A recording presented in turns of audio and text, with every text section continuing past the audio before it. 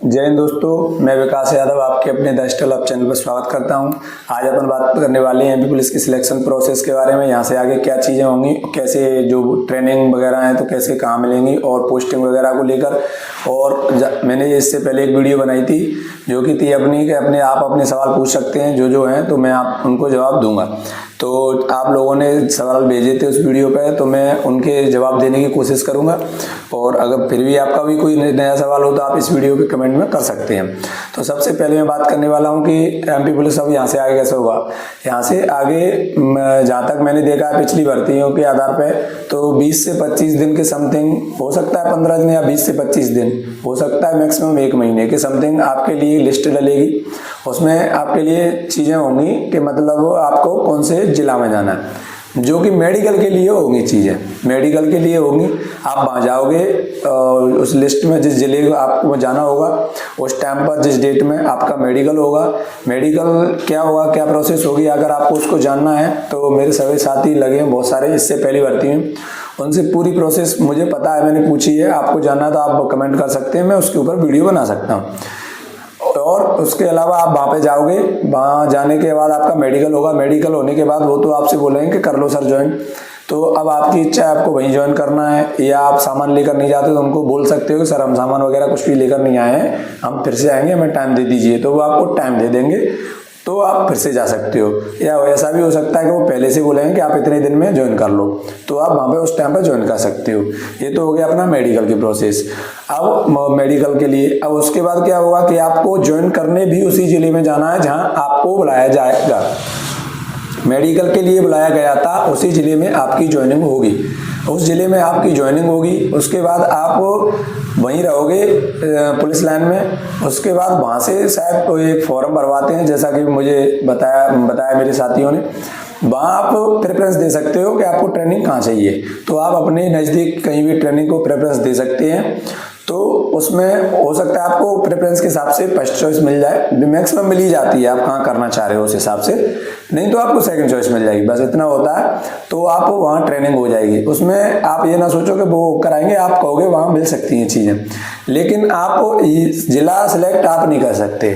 जिला सेलेक्ट पहले से ही हो गया है, वहीं है। आप वहीं से ट्रेनिंग के लिए जाओगे पुलिस लाइन से, और ट्रेनिंग पूरी होने के बाद उसी जिले में फिर से ज्वाइनिंग हो जाएगी आपकी।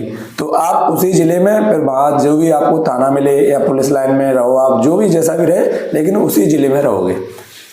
जिले की कोई अब प्रेफरेंस नहीं भरने वाली है, पहले ही भरा दी गई है। और आप सोच रहे हो कि अब फिर से प्रेफरेंस भरेगी, ऐसा नहीं होने वाला है। ये एक प्रोसेस है जो कि मैंने आपको छोटा सा बता दिया, और ये बिल्कुल सच है, इसमें आपको कोई सोचने की बात नहीं है। इससे पहले मेरे 7-8 जो कि फ्रेंड थे, वो उन सबका हुआ है, उन्होंने सारे लोगों ने एक ही सेम चीज़ें बताई, उनके साथ सेम ऐसा ही हुआ। अब मैं आपके कुछ सवाल ले लेता हूँ जो कि आप लोगों ने पूछे गए हैं। सबसे पहले तो यही सवाल था कि जो कि कंप्लीट हो गया कि कितने दिन में मेडिकल की वो बुलावा आ जाएगा, तो वो यही समथिंग 20 से 25 दिन मान लो आप समथिंग आ जाएगा।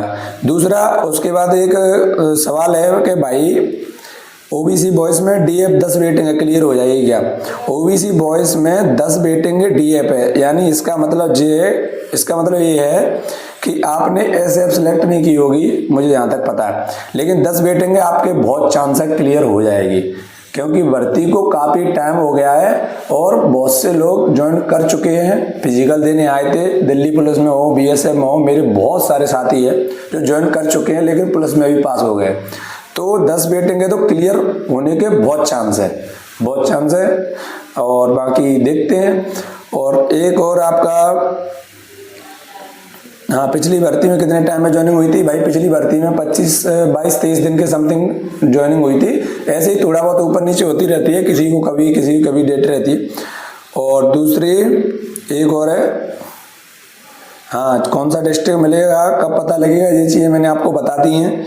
मेडिकल के कितने दिन होगा ये भी बता दी हैं, ज्वाइनिंग वगैरह बता दी है। 13% होल्ड वाला मैक्सिमम सवाल आ रहा है, उन सभी साथियों को मैं बताना चाहूँगा कि ये 13% होल्ड वाला होल्ड रहेगा। उसमें आप उनको घबराना कि रेल्ट आपका आया ही नहीं है। आप तो ये सोचो हमारा एमपी पुलिस का रेल्ट नहीं आया, तो फेल पास आपको कुछ नहीं पता है, फेल हुए हो पास हुए आपको कुछ पता ही नहीं है। 13% आपका रेल्ट आया ही नहीं है।